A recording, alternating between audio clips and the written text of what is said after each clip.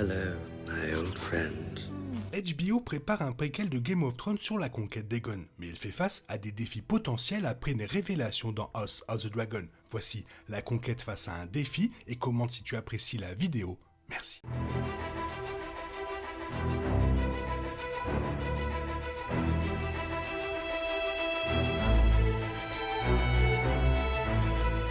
Voilà, Morgulis. La fin de Game of Thrones a peut-être été source de division, mais cela n'a pas empêché HBO d'explorer davantage Westeros sur le petit écran. House of the Dragon n'était que la première étape vers l'expansion de la franchise, avec de nombreux autres spin-offs attendus. Outre la saison 2 de House of the Dragon, il y a aussi A Knight of the Seven Kingdoms, A Edge Knight, qui est en pré-production, ainsi que d'autres qui n'ont pas encore été confirmés. Parmi ceux-ci, HBO développe actuellement un spin-off sur la conquête, ce qui signifie que le public pourra voir exactement comment la dynastie Targaryen a été créée. Surtout, cela inclut la véritable raison pour laquelle Aegon a conquis Westeros en premier lieu. Il y a plusieurs événements clés qu'un spin-off d'Aegon devrait prendre des livres de George W.R. Martin, mais l'un des éléments les plus importants de l'histoire ne fait pas encore partie du travail de l'auteur. Au lieu de cela vient de la saison 1 de House of the Dragon, le rêve d'Aegon sur les marcheurs blancs. Appelée chanson de glace et de feu, la prophétie du conquérant prédisait des ténèbres à venir qui envelopperaient toute l'humanité, et seul un Targaryen sur le trône de fer pourrait les arrêter. Il s'est avéré que c'est pour cela qu'il a conquis Westeros. Le rêve d'Aegon n'a jamais été mentionné dans les romans de Martin, A Song of Ice and Fire, dans le livre d'histoire des Targaryens, Fire and Blood, ou dans Game of Thrones, ce qui en fait un changement massif de l'histoire des Targaryens par House of the Dragon. Pour cette raison, il n'y a aucun moyen pour le spin-off d'Aegon de l'ignorer. C'est maintenant intrinsèque au personnage et à toute la dynastie Targaryen, faisant autant partie de l'histoire que le fait qu'il ait unifié 6 des 7 royaumes, avec Dorne résistant, forgé le trône de fer et commencé une lignée de rois et de reines de Westeros qui dure près de 300 ans.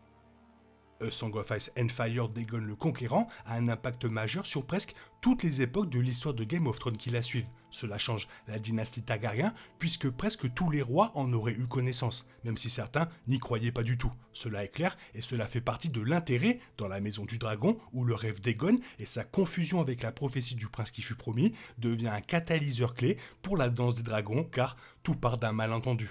En ce qui concerne la saison 8 de Game of Thrones, il est également possible de constater l'impact du rêve d'Aegon, puisque le but de la conquête était qu'un Targaryen était nécessaire pour vaincre les marcheurs blancs. Cela suggère que Daenerys Targaryen ne serait jamais reine très longtemps, puisque leur objectif était atteint. De même, cela soutient l'idée selon laquelle Jon Snow et ou Daenerys sont le prince qui fut promis, tout en ajoutant plus de poids au fait que le poignard détenu par Viserys, le couteau d'Aegon, qui porte la prophétie, a été utilisé pour vaincre le roi de la nuit.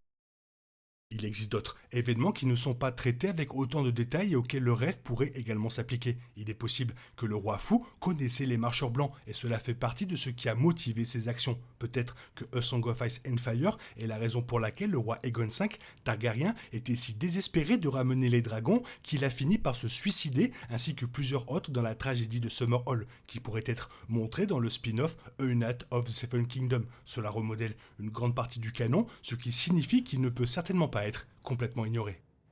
Avant House of the Dragon, la conquête d'Aegon était avant tout une histoire de puissance imparable et d'ambition impitoyable. Aegon avait déjà contribué à mettre fin aux luttes de pouvoir à Essos, et le jeune lord avait faim d'en savoir plus, tournant son attention vers Westeros depuis le siège de sa famille, Père Dragon, avec son dragon Balerion, la terreur noire, toujours le plus grand à avoir jamais vécu, et celui qui va certainement coûter un bras, et ceux de ses sœurs, Vhagar, qui appartenait à Visenya, et Meraxis, le dragon de Rhaenys, ainsi qu'une armée, il prit le contrôle par le feu et par le sang.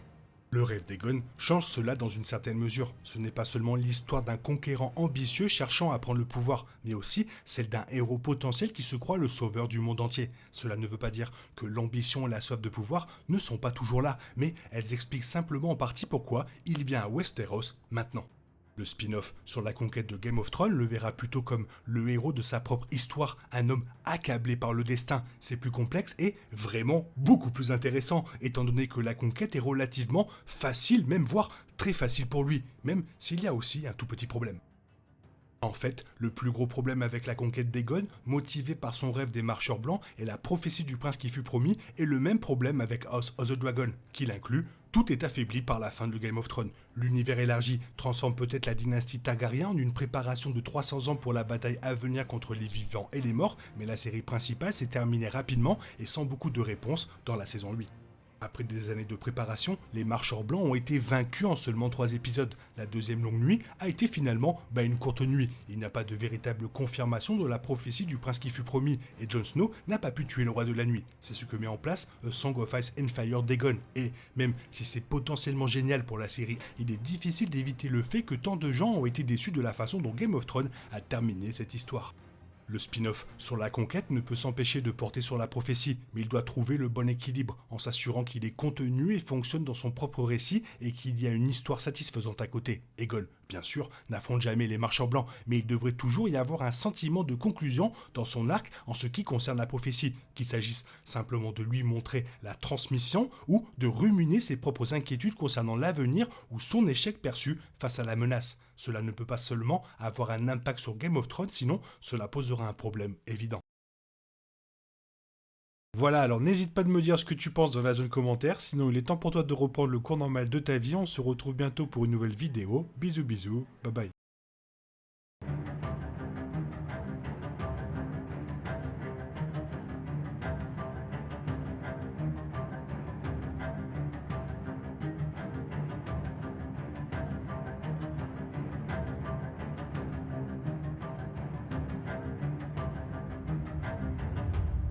Valador Hairis.